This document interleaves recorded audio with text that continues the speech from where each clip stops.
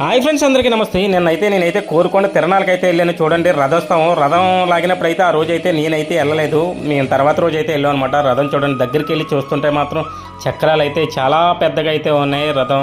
రథం మాత్రం దగ్గర నుంచి అలా మొత్తం 3 చక్రాలు అయితే వీడియో చూశాను. అటు ఇటు చూస్తుంటే ఎంతమంది లాగారో తెలియదు, కానీ అయితే మాత్రం చాలా పెద్దగా ఉన్నాయి. చూడండి, అక్కడైతే పాతకాలంలో జీళ్ళు ఉంటాయి సరే, జీళ్ళు అలాగే ఖర్జూరం రకరకాలుగా చాలా ఉంది. ఎక్కడెక్కడ లేని చాలామంది జనాలు అయితే క్రౌడ్ అయితే మాత్రం చాలా బాగుంది. తిరణాలు అయితే చాలా బాగుంటాయంటే, కాకపోతే ఆ కొండ మీదకి ఎక్కాలంటే 700 మెట్లు అంట. చూడండి, కొండ చివరి నుంచి ఎవరికి, ఎందుకంటే ఎండ మాత్రం మామూలుగా లేదు, కానీ జనాలు అయితే మాత్రం చాలా మంది ఉన్నారు. నేనైతే ఫైనల్గా అయితే లోపలికి అయితే దర్శనానికి అయితే వెళ్ళాను.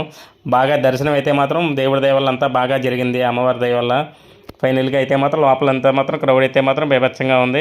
ఎండ మాత్రం చూడండి, ఎండ అయితే మాత్రం అమ్మో ఎండాకాలం వచ్చినట్టయితే రచ్చరచ్చగా ఉంది. కొండపైన చూడండి, వ్యూ అయితే మాత్రం మామూలుగా లేదు. జనాలు ఎక్కిన వాళ్ళు ఎక్కుతానే ఉంటున్నారు, దిగిన వాళ్ళు దిగుతానే ఉంటున్నారు. నేనైతే మాత్రం అలా ఫైనల్గా అయితే మాత్రం నెమ్మదిగా అయితే వీడియో అయితే తీస్తాను. చూడండి, కొండ మీద ఎక్కడానికి డైరెక్ట్ మెట్లు అనమాట. ఇవి మొత్తం మెట్లే. మొత్తం కింద నుంచి ఇది అన్న వ్యూ పాయింట్ అనమాట. ఇంకా నేనైతే జీలు ఎలా తయారు చేస్తారో ఏంటి అని అవన్నీ ఫైనల్గా అయితే చూసాను. ఇంకా మంచి వీడియోస్ కోసం అయితే మన ఛానల్ సబ్స్క్రైబ్ చేసుకోండి.